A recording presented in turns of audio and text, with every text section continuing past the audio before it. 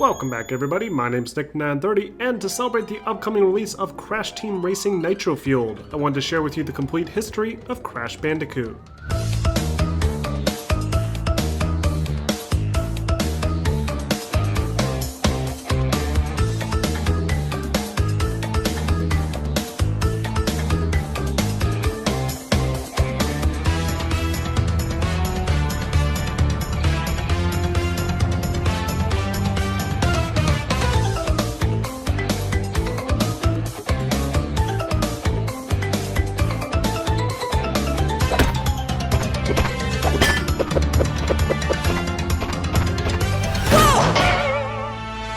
Crash Bandicoot is a classic video game franchise first introduced by the popular game developer Naughty Dog in 1996.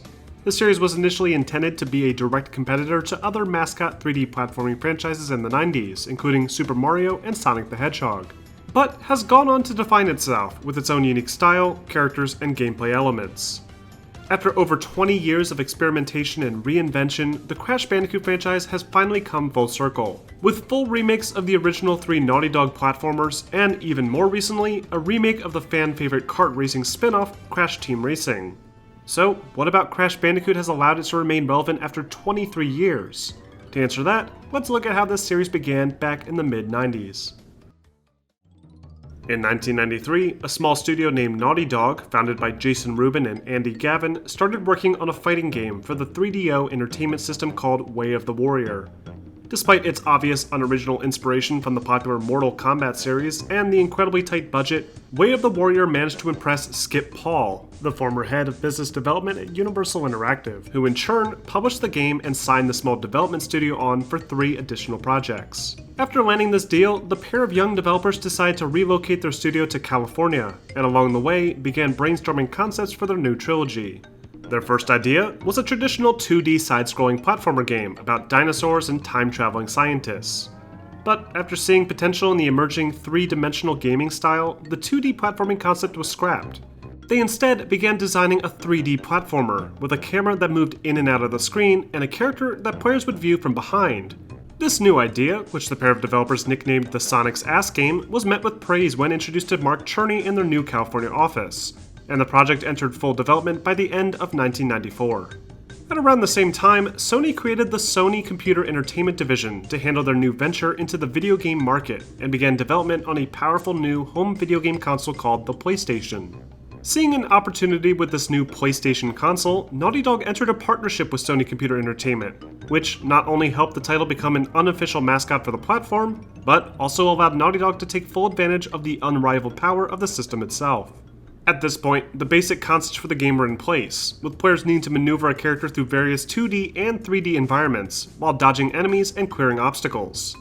To set themselves apart from other character-driven platformers, Jason and Andy decided early on to find a unique animal mascot that people were not familiar with, especially those from the Australian outback, including dingoes, wombats, and of course, the Bandicoot. Having difficulty coming up with a clever name, they decided to use Willy the Wombat as a placeholder name, despite the main character being modeled as a colorful orange Bandicoot, who wore blue pants and sneakers. After developing several levels, the team decided to add in some more puzzle-based elements to make the experience more interesting, and introduce collectible objects and boxes to smash open. With this new gameplay mechanic, the team finally landed on the name Crash Bandicoot, due to his tendency to crash through the crates in the game world.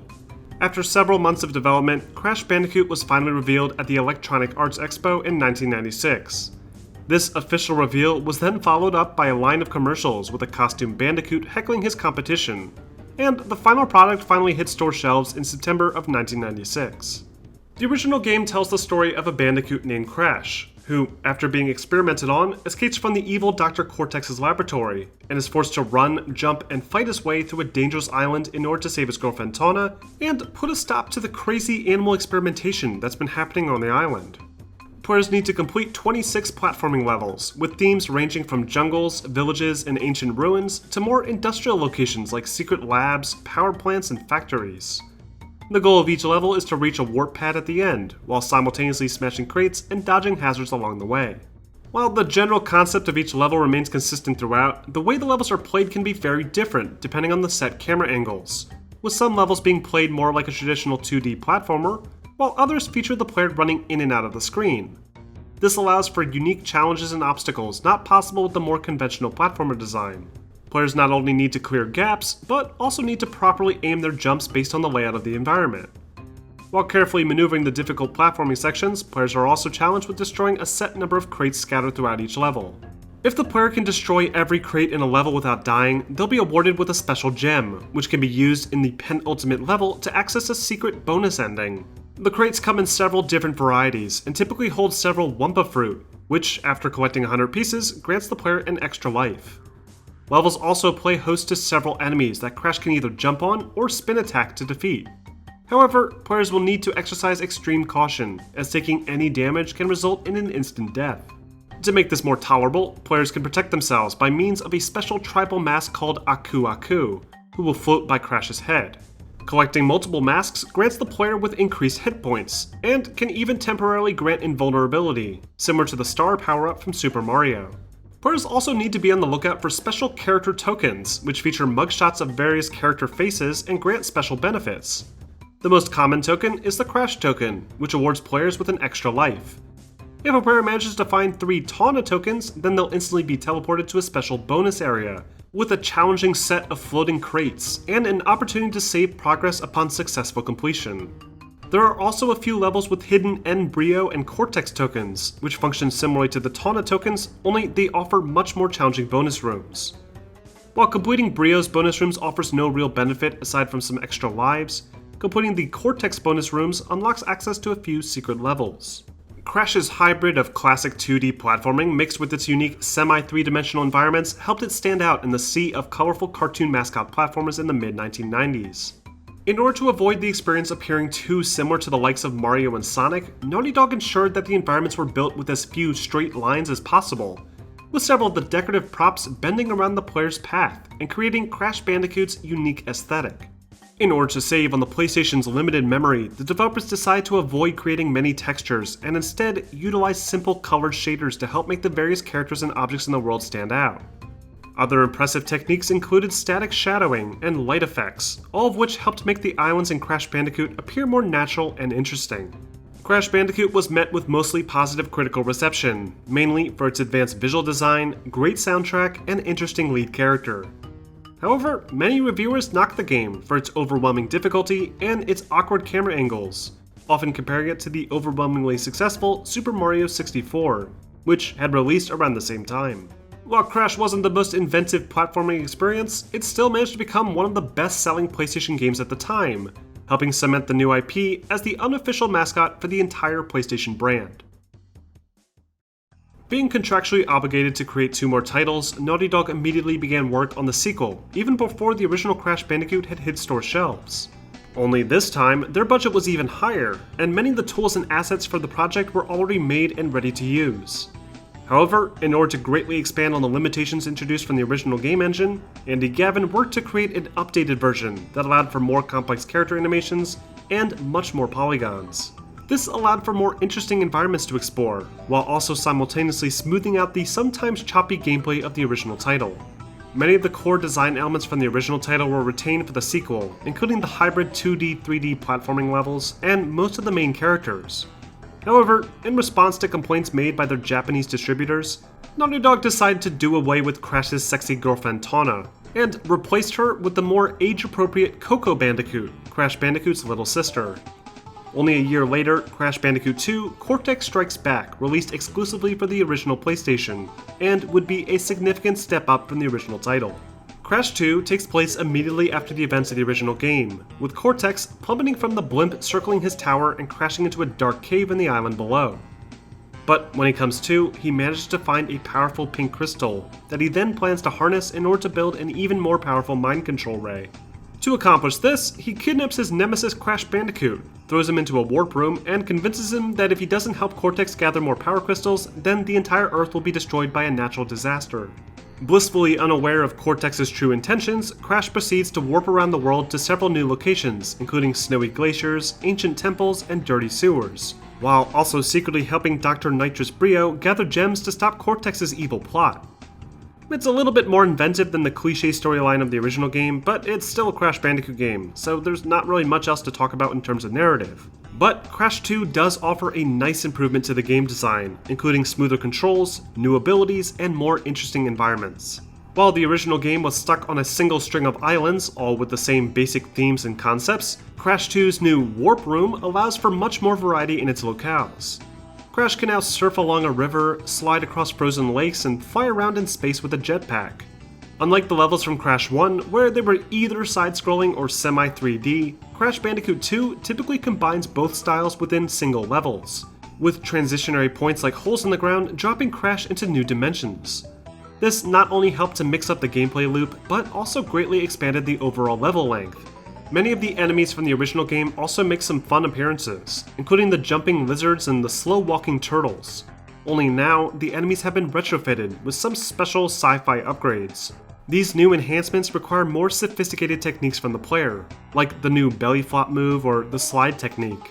These new moves also have a direct role in the standard platforming gameplay, with Crash now capable of sliding off of ledges and jumping to clear large gaps, similar to the roll jump combo from Donkey Kong Country.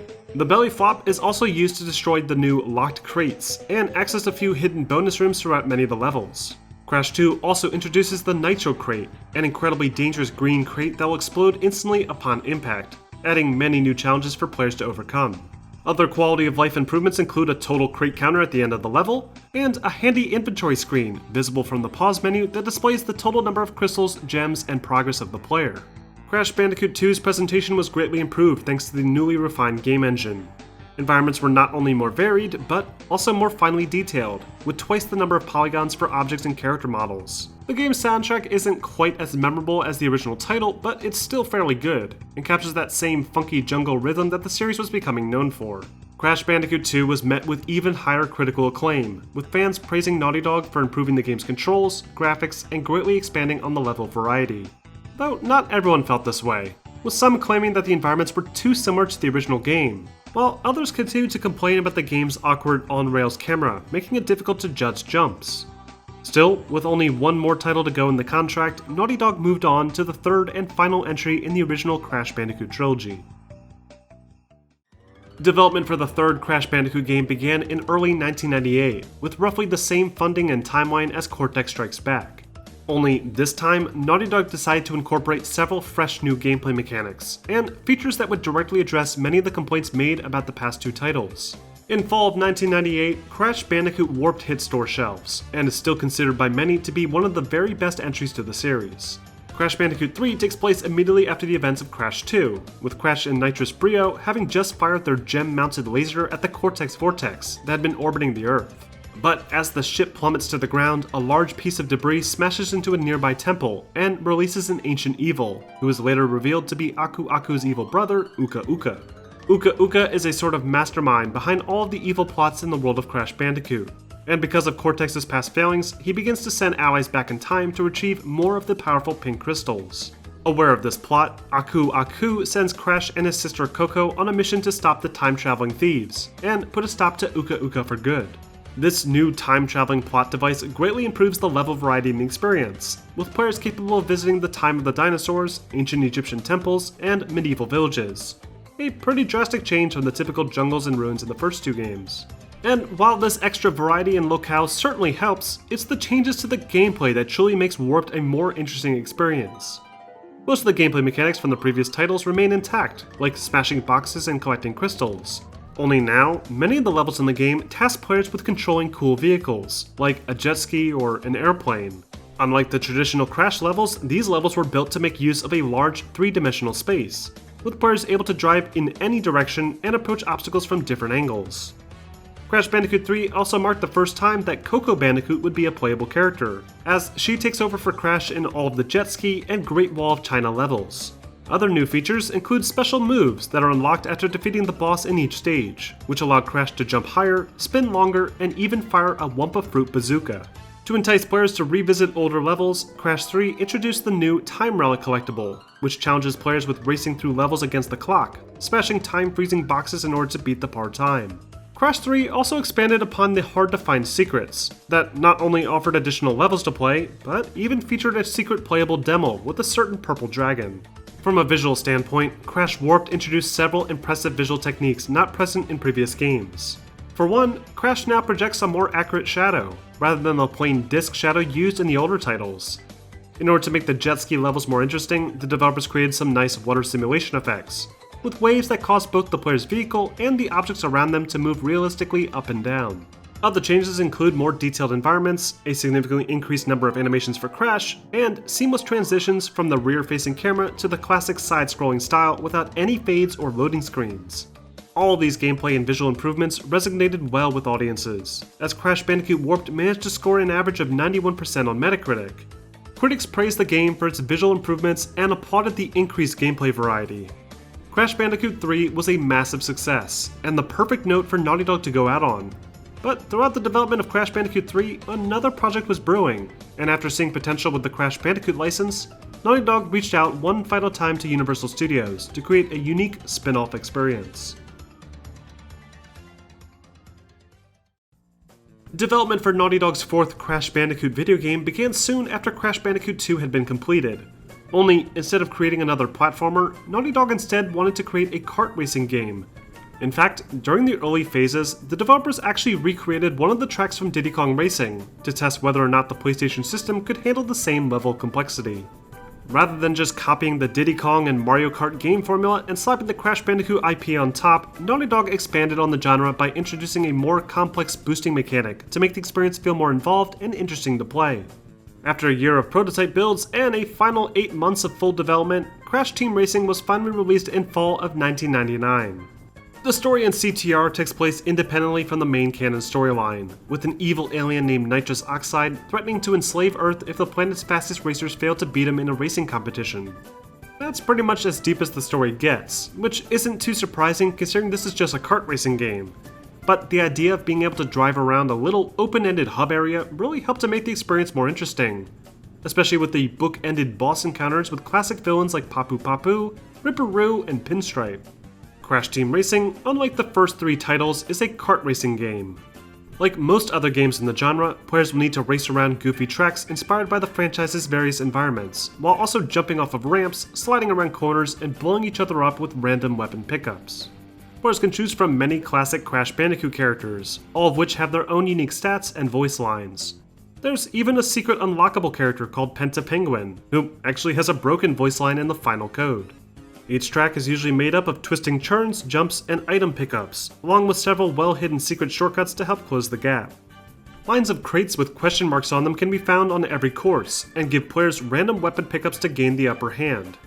There's the heat-seeking rockets, which can lock onto the nearest player and follow them around corners, TNT and poison bottles that can be dropped down as traps, a powerful clock and blue electric ball that can often benefit players in the rear of the pack, a nitrous boost, a protective bubble, and the Aku Aku or Uka Uka mask, which function exactly the same as the star power-up from Mario Kart. Players also need to find Wumpa Fruit in order to speed up the kart in each race. Collecting and holding onto 10 Wumpa Fruit not only allows players to maximize their speed, but also enhances all of the game's weapons, with boosts lasting longer and some weapons becoming more powerful. Crash Team Racing presented a unique challenge for the developers at Naughty Dog, due to its full 3-dimensional environments and local split-screen support functionality. To help limit the load on the weaker PlayStation hardware, the developers replaced the 3D rendered tires of each kart with dynamic 2D sprites that properly rotate based on the player's camera angle. This greatly improved performance, especially when playing the game in the 4-player split-screen mode. The PlayStation's memory limitations also forced Naughty Dog to limit their roster size, with many characters like the Komodo brothers originally being playable but needing to be removed. Crash Team Racing was met with positive reception, with many critics noting that while it certainly wasn't the most original idea, it was one of the few titles that actually managed to improve on the formula, with a better sense of speed and weight to help give the experience a more visceral and appealing aesthetic. After Crash Team Racing, Naughty Dog was officially separated from their beloved Bandicoot, mainly because the character itself was not owned by Sony, but by Universal Studios Interactive. With their contract expired and Naughty Dog looking to continue production on new titles, Sony purchased Naughty Dog, and the studio went on to create a new franchise for the upcoming PlayStation 2. With the Crash Bandicoot franchise no longer in Naughty Dog's capable hands, Universal Studios tasked Mark Cherney and Eurocom Entertainment Software to create another Crash Bandicoot licensed title. The first Crash Bandicoot game to not be created by Naughty Dog was called Crash Bash.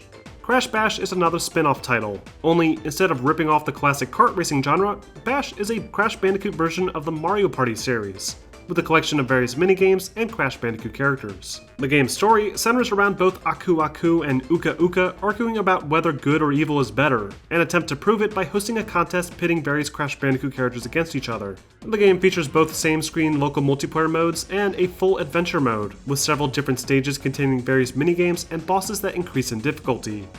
Minigames include a goal-based pinball battle, icy glaciers where players need to use their polar bears to knock each other off, tank battles inspired by Bomberman, and a pogo stick game where players need to capture colored spaces on a grid and bank their points by smashing special crates. As a party game, Crash Bash certainly has a lot of nice variety, and it's a fun experience, but the actual gameplay animations are noticeably more stiff than Naughty Dog's incarnations of the characters, and the visuals in general are a noticeable step back. Crash Bash was met with mixed reviews, with critics saying that the game was fun, but ultimately unoriginal and forgettable. During Eurocom's time making Crash Bash, Mark Cherney, along with the development studio Traveller's Tales, had already begun work on the next-generation Crash Bandicoot experience. This new project, nicknamed Crash Bandicoot Worlds, was initially going to be more of an open-ended 3D platforming game, breaking away from the mold of the traditional on-rails camera placement of classic Bandicoot games. However, about halfway through production, Universal Studios entered into an agreement with Konami, effectively severing ties between Crash Bandicoot and Sony Computer Entertainment. Because of this, Universal took Cherney off the project, and forced Traveller's Tales to completely rework the project to align with the more traditional Crash Bandicoot experience. This required a complete overhaul of the game, and after a short 12-month development schedule, Crash Bandicoot: The Wrath of Cortex was rushed onto store shelves October 29th of 2001.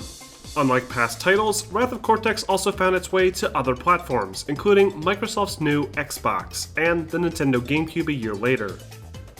Wrath of Cortex takes place after the events of the original series, with all the classic bad guys trying to figure out how to defeat their arch-nemesis Crash. During the intro cutscene, Cortex reveals that he has a secret weapon in development, but unfortunately can't use it without an alternate power source. To rectify this, Uka Uka releases 4 ancient masks, each with the power to harness a different elemental power. After releasing these masks, the elementals begin to cause unusual natural disasters, which Aku Aku picks up on immediately and sends his team of loyal bandicoots to solve the problem. From this point, the game's story takes on a very similar structure to Naughty Dog's Crash Bandicoot Warped, with the players needing to complete 5 stages, find pink crystals, and then defeat a boss to move on to the next warp room.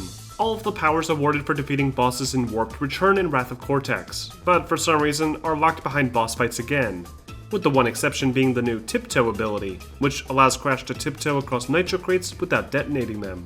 Wrath of Cortex also features a very different feel to the various level designs. While still built around the on-rails chase camera along with a side-scrolling angle, the game's levels are slightly more natural in appearance, with more unique obstacles and complex paths. The updated engine also allows players to move around an expanded play zone, making some areas less cramped and feel noticeably more empty. The split pathways and special colored gem routes have been removed, and an even greater number of levels now feature full vehicle sections, greatly taking away from the classic platforming aspect the series has become known for. New vehicles include submarines, jeeps, planes, spaceships, snowboards, scooters, mechs, a weird helicopter jetpack, and one of my favorites, the Atmosphere, a sort of hamster ball for Crash that needs to be navigated through twisting ramps and platforms, monkey ball style. Wrath of Cortex is also the first game in the series to feature Coco as a playable character in the platforming levels, though her jumping distance, attack range, and hitboxes all feel noticeably smaller than Crash's. The boss fights, which previously featured a wide variety of silly creatures from the outback, are now limited to confrontations with series newcomer Crash Bandicoot, who is accompanied by a different elemental mask at the end of each stage. Visually, thanks to the power of the next-generation hardware of the PlayStation 2, Xbox, and GameCube, Crash Bandicoot Wrath of Cortex is a huge step forward. Animations are smoother, colors are richer, and environments appear much larger and more complex. But unfortunately, because of the short development time and lack of experience, the environments in Wrath of Cortex also appear less detailed. There are a number of areas with unused empty space, and it comes off feeling like a fan-made game. Wrath of Cortex, despite selling extremely well in the early 2000s, was met with mostly mixed critical reception. Critics complained that this fourth entry to the platforming series failed to present anything unique or meaningful to the franchise. Others complained about the excessively long loading times, especially with the original release version of the PlayStation 2, that sometimes took up to 45 seconds just to boot up a level. Wrath of Cortex's mixed critical response resulted in an uneasy partnership with Universal and Traveler's Tales, a situation that caused a lot of last-minute changes and problems with future Crash Bandicoot titles developed by the studio. While Wrath of Cortex was being reworked, Universal contracted Vicarious Visions to work on a standalone mobile title for Nintendo's Game Boy Advance platform. Using several animations from Naughty Dog's Crash Bandicoot Warped, Vicarious Visions managed to craft a full 2D Crash Bandicoot experience that, while not as visually impressive, still managed to play just like any other Crash Bandicoot game. This project, titled Crash Bandicoot Huge Adventure, would be made available in early 2002, soon after the release of the already poorly received Wrath of Cortex on the PS2. Huge Adventure also takes place after the events of Crash Bandicoot Warped, and plays out very similarly to the Wrath of Cortex, with Uka Uka scolding Cortex for his foiled plans at the hands of Crash Bandicoot. In response, Cortex makes use of a powerful shrink ray he calls the Minimizer, and shrinks the planet down to the size of a small fruit, along with all of its inhabitants. Aku Aku, realizing what has happened, once again calls on Crash to collect crystals and put a stop to Cortex's evil plans. Huge Adventure, while not a 3D platformer like the main entries to the series, features mostly the same style of gameplay. Crash can run, jump, and spin through several different themed platforming levels, while also destroying crates and collecting fruit and crystals. Many of the features from Warped return, including Crash's super moves, characters, and the bonus time trials, only with the added benefit of being able to play on the go.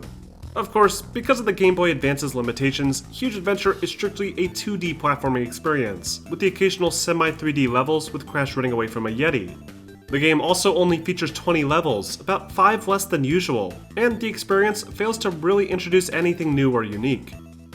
Crash Bandicoot Huge Adventure was met with decent reviews, with some even claiming that it was a better Crash game than Wrath of Cortex. Reviewers praised the game for its solid visual design and tight controls, but were disappointed by the lack of innovation. With Huge Adventure managing to sell over $19 million worth, Universal extended their contract with Vicarious Visions, and had them create a sequel in the following year. This sequel, titled Crash Bandicoot Entranced, offers a similar portable experience, only with a few slight changes. For one, Entranced is the first title in the series to not feature Dr. Neo Cortex as the main villain, and instead, Uka Uka requests Dr. Entropy's assistance in defeating the Bandicoots. To accomplish this, they task series newcomer Entranced to hypnotize the trio of Bandicoots in an effort to make them allies rather than foes. But as Coco and Crunch are being kidnapped, Aku Aku catches on and prevents Crash from being taken. With both Coco and Crunch now under Entrance's control, he's forced to go on yet another adventure to save his friends and defeat evil. This game handles almost exactly like Huge Adventure, only instead of the classic level warp hub, Entranced features a map similar to the world maps used in Mario games. New to Entranced are vehicle levels, like a wakeboard level where Crash needs to dodge sharks and jump off of ramps to smash boxes. Other new features include 2 new superpowers, the Super Slide and the Rocket Jump, and a few levels where you play as either Crush or Coco. Entranced even includes a unique multiplayer mode, where players can either battle against each other with these Atmosphere hamster balls, or race through any of the standard platforming levels by means of the Game Boy Advance's System Link hardware. Crash Bandicoot Entranced was met with slightly less positive reviews. Many critics found the game to be fun, but very derivative, with essentially nothing new introduced to the exceedingly old formula. Around the same time as Entranced development, Universal once again reached out to Traveler's Tales for another major console release for the franchise. Only, instead of attempting to create a standard platformer, Traveler's Tales decided to make a direct sequel to Crash Team Racing. But rather than just copying what Naughty Dog had already done, they initially meant for the sequel to feature a new vehicle damage mechanic, where pieces of the player's cart would begin to chip away throughout the race, ultimately resulting in the player riding around on a single wheel. Universal Interactive, likely skeptical of Traveler's Tales' potential after the mixed reception of Wrath of the Cortex, suddenly put the Game Boy Advance developers Vicarious Vision in charge of the project, resulting in yet another last-minute change to the development pipeline, and a major shift in the game's direction. While still a kart racing experience, this redesign was nearly identical to Naughty Dog's CTR, with incredibly similar level designs, gameplay mechanics, and overall style. The resulting game was 2003's Crash Nitro Kart, which released for the PlayStation 2 along with the Xbox, GameCube, and a few other mobile devices. Nitro Kart takes place after the events of Crash Team Racing, with Oxide having been defeated and news of Earth's fast racers spreading throughout the galaxy. Intent on featuring these new racers in his competition, Galactic Emperor Velo kidnaps Crash and all of his friends and forces them to compete for the fate of their world. Thanks to the new full-motion cutscenes, Nitro Kart features far more depth to the various characters, with Crash's silly personality but kind-hearted spirit being demonstrated more clearly. Nitro Kart also features a more light-hearted aesthetic than its predecessors, with villains being even more goofy than usual, hinting at a potential shift in direction that the series would eventually take. While seemingly a different experience, Crash Nitro Kart is ultimately a next-gen remake of Crash Team Racing. Practically all the tracks throughout the game share some striking similarities to the courses offered in the original game, including a rainy castle, frozen glaciers, and sunny beaches. Though Nitro Kart does feature a few unique aspects to help distinguish itself. Possibly one of the most interesting changes is the reworked karts themselves, which can now ride along walls and upside down at specific points throughout each track, a feature that was only recently adopted in Nintendo's Mario Kart 8. Other new features include new crates marked with an X that always provide players with 3 items rather than the standard 1, a few new weapons like the electric trap and ice mines, and a new boost combo tracker that can track the number of times the player has boosted without slowing down. This put an even greater emphasis on linking drift boosts with various boost pads and jumps throughout each course. Players can theoretically continuously boost throughout most courses in the game, making Nitro Kart a much faster game experience overall. Thanks to the power of the new hardware, Nitro Kart was a huge step forward in the visual department, with a higher resolution, smoother animations, and a massive boost to the level of detail in the various environments. New dense weather effects helped to provide an interesting twist to environments that were ultimately very similar to the original title, and new slick animations to things like the starting line helped to make Nitro Kart feel more otherworldly and interesting. Nitro Kart was met with positive reviews for the most part, but most critics did take note of the heavily recycled content and lack of innovation. After finishing with Nitro Kart, Universal once again looked to the Game Boy Advance platform and tasked Vicarious Visions with creating a third entry for the handheld device. But in order to address concerns regarding the lack of creativity in the franchise as of late, Universal decided to incorporate none other than Spyro the Dragon into the mix. While the Game Boy Advance version of Crash Nitro Kart was technically the first appearance for the Purple Dragon in a Crash Bandicoot game, Crash Bandicoot Purple Ripto's Rampage was the first official entry to feature the pair together, along with a simultaneous inverse title featuring Spyro facing off against Crash's enemy Cortex. In Crash Bandicoot Purple, the evil Dr. Cortex teams up with Spyro's enemy Ripto in an attempt to pit both Spyro and Crash against each other. But after Crash and Spyro catch on to this plot, they team up and hatch a plan of their own to defeat the two villains. Crash Purple's gameplay is somewhat similar to the first 2 Game Boy titles, but has an even heavier focus on minigames. Rather than featuring a warp room hub with various different platforming levels to explore, Crash Purple features large interactive hub areas that act like platforming sections with traps and enemies, and minigame warp rooms that require an in-game currency to unlock. After completing enough of these minigames, the player can then proceed to the next platformer area, only to repeat the process again.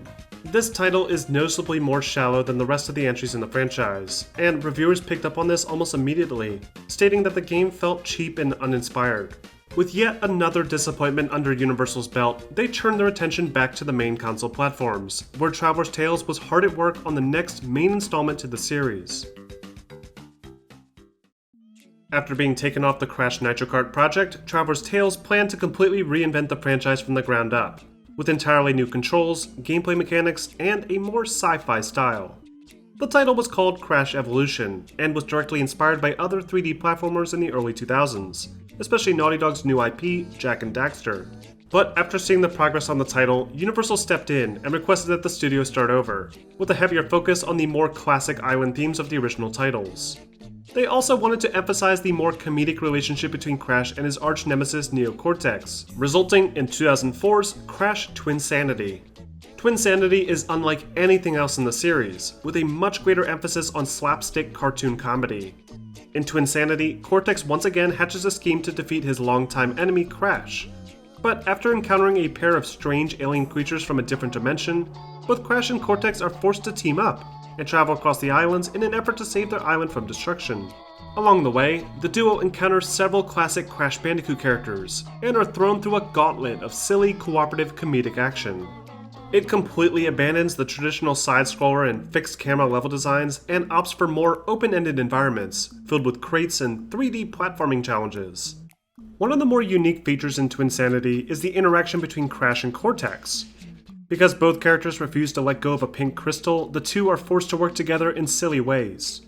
Levels often feature unique situations where players will need to escort Cortex past hazards or need to use each other as weapons to defeat enemies. Several levels also incorporate the atmosphere mechanics from Wrath of Cortex, only now, the ball is made up of the two characters fighting in a comedic fight cloud. Twinsanity is easily one of the most creative uses of the Crash Bandicoot property post Naughty Dog, but the short development cycle unfortunately hurt the overall quality of the experience. Twinsanity also features a distinct shift in the visual style, with character models still resembling their former selves, but having exaggerated features and a more stylized approach. A lot of the game's humor relies on various sight gags, with one in particular being Crash's goofy dumb guy stare he does after hearing something silly. All of this works surprisingly well, and gives Twinsanity its own unique feel. Unfortunately, Twinsanity was met with mixed reviews. While most reviewers found the game to perfectly capture the comedic partnership between these two characters, it ultimately fails to provide a worthwhile gameplay experience, with lackluster platforming mechanics, boring level environments, and an absence of the original franchise's core style. Twinsanity, despite its mixed critical reception, has developed a reputation by fans as one of the most underrated post-Naughty Dog Bandicoot titles, especially considering it's one of the first times the franchise truly stepped away and tried to do something different. In fact, the developers at Traveller's Tales Oxford were so passionate about the reinvention of the series that they even had plans for a sequel, which would be based strongly around Crash jumping in and out of various television programs like the Gex franchise. But after the lackluster reception of Twinsanity, Universal decided not to greenlight the sequel, and instead wanted to push forward with a third racing title. Development for the 12th Crash title began during development of Twinsanity, with Traveller's Tales creating concepts for a new kart racing experience titled Crash Clash Racing. The idea was to take the beloved kart racing elements players loved from Nitro Kart and Team Racing, and add in a few new gameplay mechanics, mainly one where players could team up with random racers on the track to take down other nearby opponents in goofy ways. Many of the tracks were going to be based around dreams and Crash Bandicoot's subconscious, likely building off of the strange mind-surfing concepts introduced towards the end of Twinsanity. However, after the lackluster performance of Twinsanity, Universal took Traveller's Tales off of the project, effectively severing Traveller's ties to the Crash franchise, and instead assigned Radical Entertainment to take over. The project was then renamed to Crash Tag Team Racing, and released for the PlayStation 2, Xbox, and GameCube in fall of 2005. Tag Team Racing takes place after the events of the past few games, with the Bandicoot team being chased down by the evil villains and stumbling into a strange new theme park built around crazy race events. The leader of this park, Von Clutch, then invites the two teams to compete in his tournament, with the reward being control of his theme park. After Cortex agrees in an attempt to build a new evil base of operations, Crash and his friends are forced to enter as well, and the characters are once again thrust into a silly racing tournament. But Tag Team Racing's gameplay marks a substantial shift in direction from previous Crash karting games. For one, the game's hub area is no longer only accessible by driving around, but instead acts as a sort of platforming arena, with a number of secrets and collectible tokens hidden throughout. Players can interact with a large number of NPC characters, and can even spend found tokens on new tracks and karts, adding much more depth to the kart racing adventure mode. The actual racing itself also feels very different thanks to much simpler track environments and a far greater focus on weapons. Players can smash into crates and collect weapons to defeat enemies, but players are no longer flipped into the air after a single hit. Instead, each kart in the race is given extended health, requiring multiple direct hits to destroy the character's vehicle. To account for this increased damage resistance, weapons are now far more powerful, with extended ammunition and the ability to combine with any nearby racer and fire specialized weapons from a rear turret. This adds an interesting new element to the gameplay, as players now need to carefully pick players to combine with based on specific situations. Tag Team Racing, while an interesting twist on the classic kart racing formula, failed to really impress critics and fans alike. Many of the tracks were too simplistic, and the actual racing itself felt less interesting due to the removal of the drifting and boosting mechanics from the past games. Tag Team features more of the overly comedic stylings introduced with Twinsanity, but critics called out the game for not being as visually impressive as other titles around the same time. Tag Team would be the last title in the series to feature the traditional Crash Bandicoot art style, as Universal decided to take drastic steps with their next title in order to make Crash relevant again. As work began on a soft reboot for the series, Universal contracted a Japanese developer studio called Dimps to produce another Nintendo portable Crash title, only this time for the Nintendo DS. This game, titled Crash Boom Bang, was heavily inspired by Eurocom's Crash Bash. Boom Bang's gameplay revolves around a large board game, similar to the classic Mario Party titles. In order to win, players need to reach the end goal first by rolling the dice and completing minigames in order to progress. There are many minigames available to play, with several of them taking advantage of the Nintendo DS's capabilities, especially involving the stylus tool. Critical reception for Boom Bang was overwhelmingly negative, with reviewers faulting the game for its misuse of the Crash Bandicoot IP, and failure to create any actual fun minigames to play. With yet another failure under Universal's watch, work on a Crash Bandicoot reboot intensified. Immediately after work had completed on Tag Team Racing, Radical Entertainment began work on another main entry to the Crash Bandicoot series, only with a complete redesign for practically every character, most notably Crash himself, who now featured large tattoos along both of his arms, and very different body proportions. One of the most important gameplay mechanics incorporated early on was the ability for Crash to jack enemies, meaning that he could directly control defeated enemies and use them to either solve puzzles or defeat other enemies. This initially led to the early title Crash Jackin', but for obvious reasons this was changed to the final title Crash of the Titans. In Crash of the Titans, Cortex once again tries to take over the world, and starts by trying to sabotage the Bandicoot family by kidnapping Aku Aku and Coco, and then freezing Crunch in a block of ice. As Crash explores the Wumpa Islands and rescues Aku Aku, he learns that Cortex is planning on creating an army of super mutant creatures in order to enslave the world. This new focus on giant mutant creatures carries over directly into the direction of the gameplay experience, as most of the game revolves around melee combat, as opposed to the traditional platforming design of the older titles. All the environments, much like Twinsanity, are large, open-ended areas linked together by linear paths, lined with several enemies and collectibles. Crash can now perform a new set of combat moves, including standard punches, an extended spin, and even extended combos, assuming the player has managed to collect enough Blue Mojo collectibles to earn various upgrades. While Crash of the Titans does feature some light platforming elements, a majority of the gameplay loop involves running into large open-ended combat arenas and defeating all the enemies to proceed. To help make this more interesting, enemies offer much more variety, with even larger enemies being controllable thanks to the new jack mechanic. Visually, Crash of the Titans is certainly an improvement over past titles, with much more organic and vibrant environments. But for 2007, the game really failed to stand out, and did not properly utilize the available hardware to its full potential. Crash of the Titans was met with average critical reception. While some praised the game for its solid gameplay and decent visual style, many were disappointed by the departure from the franchise's core aesthetic. Fans hated the new punk-inspired redesigns of the various characters, especially Crash and his weird tribal tattoos. Despite the negative backlash, Crash of the Titans still managed to meet some decent sales figures, convincing Vivendi Universal to press on and have Radical develop a sequel in the following year. In December of 2007, the American game publisher Activision stepped forward and offered to merge with Vivendi Universal, a deal that was finalized the following year. This merger officially transitioned the Crash Bandicoot intellectual property into Activision's hands, a move that would result in a massive hiatus for the series. But before that could happen, Radical Entertainment still had one final project in the works, a sequel titled Crash Mind Over Mutant. Mind Over Mutant, despite being a direct sequel to Crash of the Titans, features a massive shift in its narrative approach, with the shorter development time and smaller budget forcing the studios to think of creative methods to create cutscenes and tell their story. This resulted in a number of cutscenes in the game utilizing distinct visual styles, inspired by a number of different artistic formats, including puppet theater, anime, and even a bit built around the South Park art style.